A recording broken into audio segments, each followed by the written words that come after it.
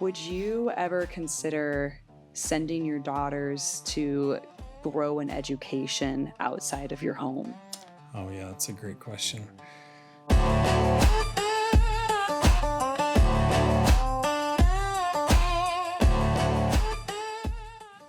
Well, I think Paige mentioned earlier, we want all of our children to be lifelong learners, and homeschool it's been a great asset. What Paige and I want to be learners, and hopefully we're modeling that. And then from the oldest children down, they've also caught that, I think, and they too are learners. And so, I guess we've been such an active household with family businesses and pastoral ministry and hospitality and lots of children, lots of things going. I guess for us, we've never been drawn toward at college or something of that nature for our daughters. There's been nothing to this point that I can think of that they've been lacking, like education wise, that we haven't been able to pursue with them or they pursue on their own. And there's just 10 jillion resources today as far as we've had some that have really enjoyed animals, and so animal science and pre-vet kind of things that they've done, and then they get to practice that on the farm. And there's just a host of other things.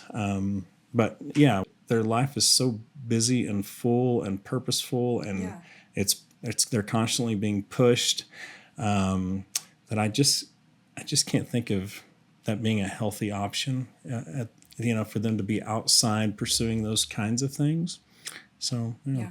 I also think people think you have to go somewhere to learn, like pay someone large amounts of money to teach you something. And yes, there are certain careers that you have to have. Yeah, I think a doctor would have you go to right? a college education to some extent. I feel like that's always true. You could take that money and do other things with it. Yeah. Yeah. And it is sort of odd. Because we have businesses and things, and our daughters are somewhat involved with that. They could run businesses and things of this nature, I guess, if that was our end goal for them. But it's not. Our end goal is wife and mom, and of course then all the things that come with that. And so, but the funny there's a funny question we often get asked, and it's by a group of people you wouldn't often think, and it's usually homeschool moms that have like 3 or 4 or 7 kids in tow, and they'll come up to our daughters and they'll be like, why aren't you going to college? Or why don't you why aren't you in like a trade school? Don't you like to learn? And it's kind of that. And it's very, that's bizarre to me. But our daughters are sharp. They're learners. But we're not training them to go out and provide like a head of a household would provide. And so, we're certainly not opposed to learning, but we also, I'll be handing my daughters over to a young man he'll shoulder those responsibilities. And so we're not training them specifically, in that arena. Yeah. Paige, did you ever struggle with like a feeling of, am I qualified to be raising daughters in this role? Yeah, I think so. You always hope you do a good job, right? Yeah. You always think, I could have done better in certain things, but we now have adult daughters. I was going to say, you kind of have seen it through to completion at this point. And I think they're pretty great. Yeah. So... Yeah, early on, we were homeschooling before it was cool. And so I think early on you just sort of wonder, then you sort of think back to the education you receive, like in a government school context. And my word, we just have so much flexibility in a homeschool schedule to push and cover. And we can also steward their time very well, because in what you might receive at, let's say, in a government school context from 8 to 3. Oftentimes, we could probably nail that in just a couple hours. Plus, we have a lot of other hours to build on and pursue other things even. Yeah, I think you have to sort of, I get those thoughts coming in But then the reality is we have so much at our fingertips now, as far as great curriculum, great books. I mean, what a wealth of resources we have. So it sounds like it's very accessible. Like, yeah. Yeah, we've also always kept, I don't know really what to call it, not a log, but daily rhythms. They all have planners, if you will, and they write down. So if, it's easy to look like back that. on and decide, well, are we doing enough? Are we not doing enough? So you never have to wonder that way. Yeah. Or just in a day writing down the books you've read aloud, or I like that. keep it like, this is the field trips we took this week. These are the books we read. Yeah. Those sorts That's of a- things. That's a really Yeah, good because point. you can get to the end of the week and think, well, it didn't feel like we did that much. And you look back and you're like, oh, actually, we did. We actually accomplished quite a bit. Yeah.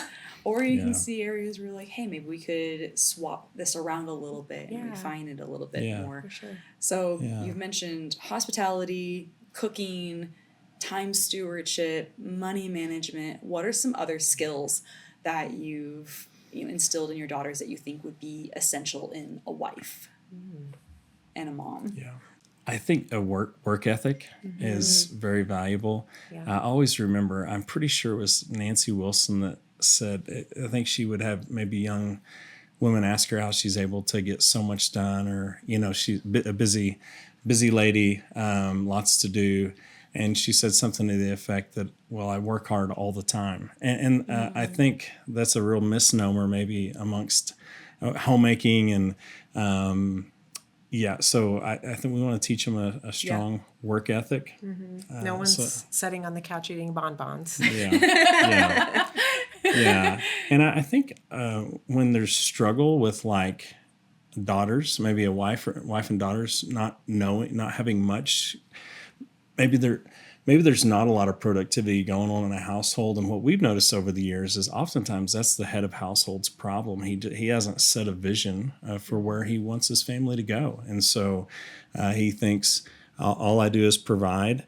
And then who knows, whatever else we do, it magically happens or what. But no, you have to plan and work toward things like hospitality or things like growing or producing or whatever the vision is. But oftentimes I do think head of households don't give their wife and their daughters a good, clear, here's where we're going, here's what I would like to see happen this week, this month. I would like the rhythms of our home to look like, this. And so, work ethic, I think would be one of those other things. I think just being a very orderly home. I think our spiritual forefathers were really good at teaching us and reminding us of these good things,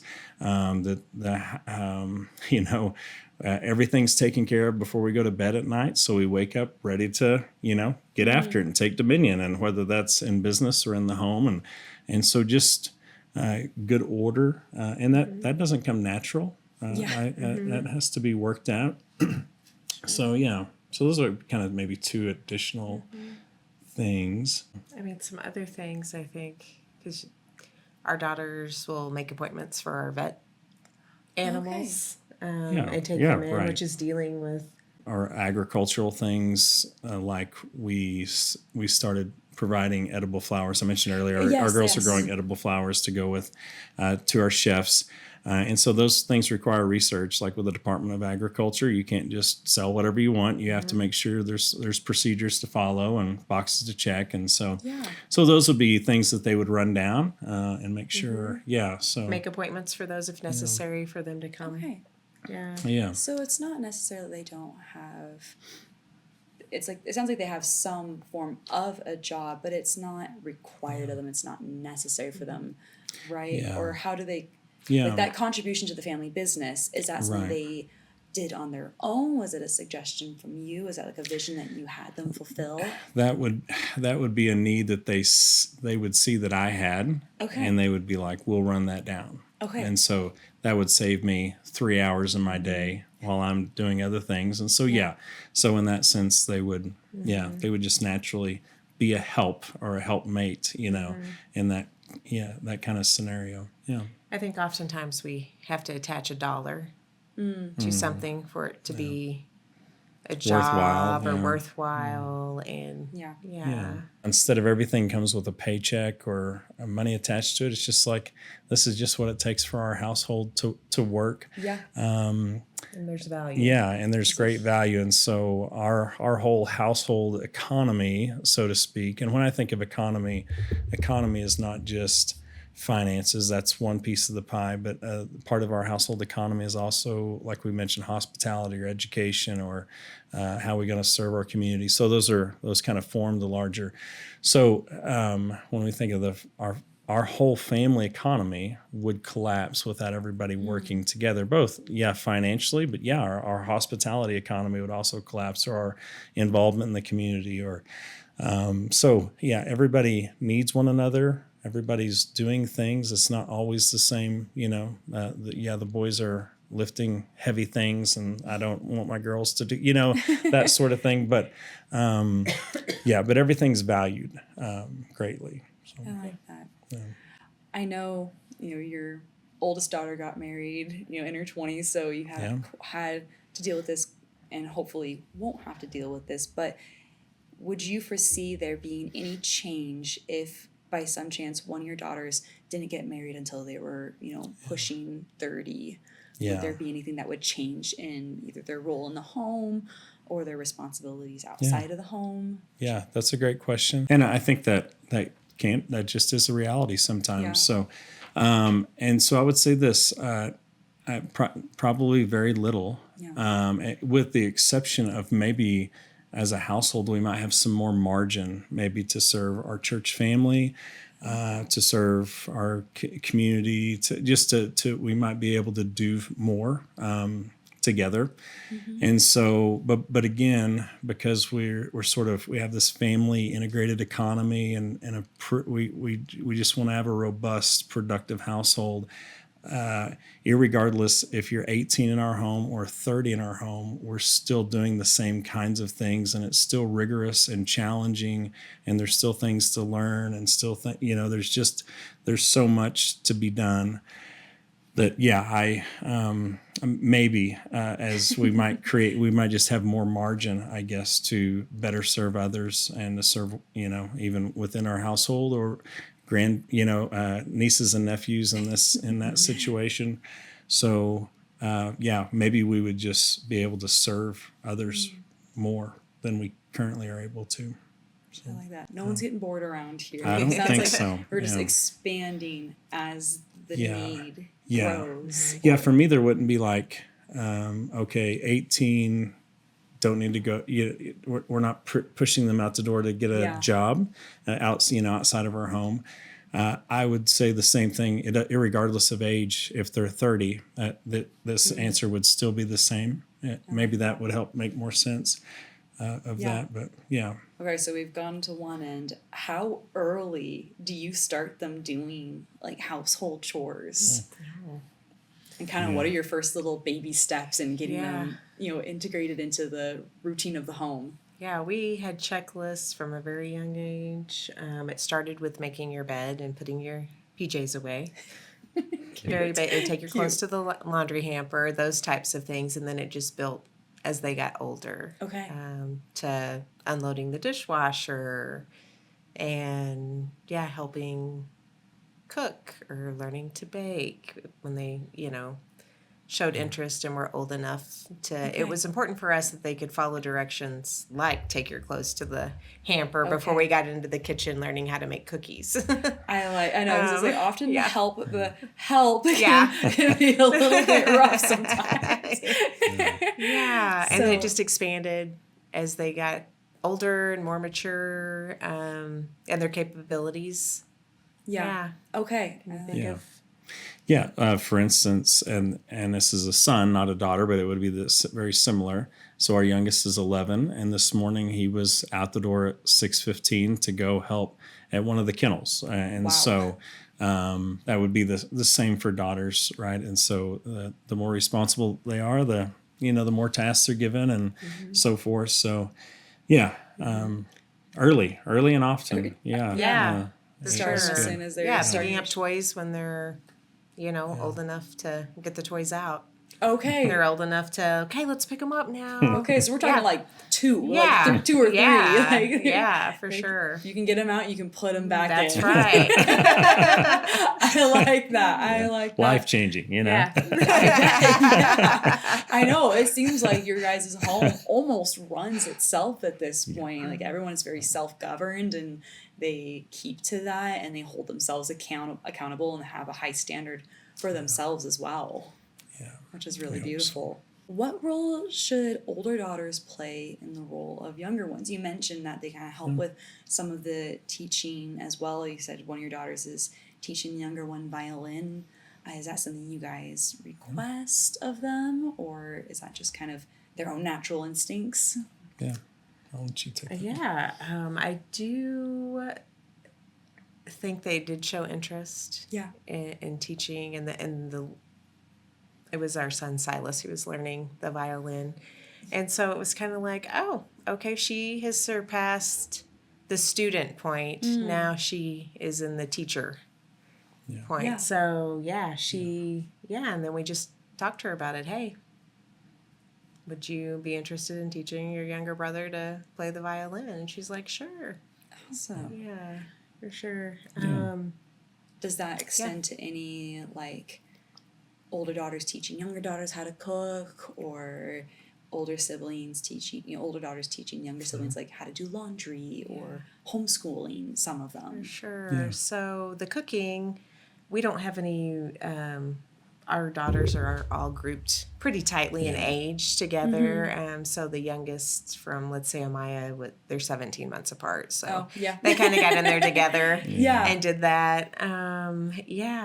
So it would be, when we say homeschooling, they're not teaching like history or math. They're maybe reading aloud or a science experiment kind of thing. Not helping with a math question if if mom's I'm out out of of the pocket room or, for a minute, something like that. Yeah, but certainly if you had a lot older gap, So our you bet. kids are pretty tight. Yeah, they are pretty tight. Yeah, but there's like a couple years. I think there would that- that would be if there was a 25-year-old daughter that was unmarried. I think a good example of that is as we still had younger children in the home, that would be something that she might take more responsibility in for sure.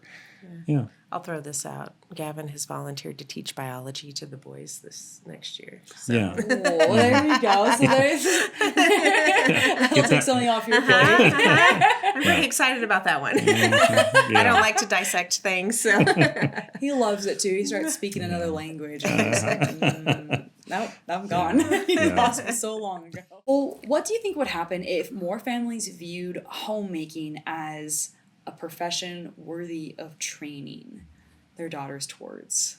What would be like the trickle effect of You that? want to take that one? I mean, I think there would be a lot less homes in shambles for one. Yeah? Yeah. How so? How so? You can't do it all.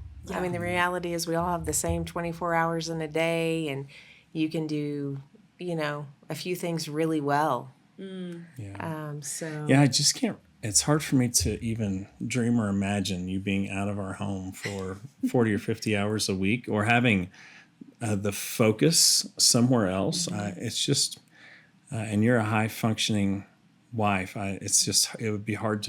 It's hard to picture that context, which is the norm for, I know, many households. But again, I think it has a lot to do with your vision and how you want your home to function. And again, for us, it's not just about making money or sitting down to eat dinner every night together. Those are fine. Those are good. But there's more to our vision than just that. Yeah, I don't know. It's just always interesting to me. You're literally doing the same thing, but for another man's household. Why is the view so much less in your own household? Why would you not want to better That's a really good point. what you have in your own home? I mean, I don't know.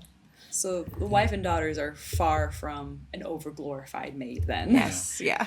Yeah, and keep in mind, I know a lot of modern households, they're farming out a lot of their duties, like education and even food and so forth, right? And so Yeah. all of that's taking place within this household, and all of those are huge undertakings. And so it would just be impossible to do if you had your focus elsewhere. And frankly, we not only need Paige's focus on our home, we actually need our daughter's focus here as well. We actually need, all of it is super helpful, and maybe it's just because our vision has slowly grew over the years as our daughters have matured. But yeah.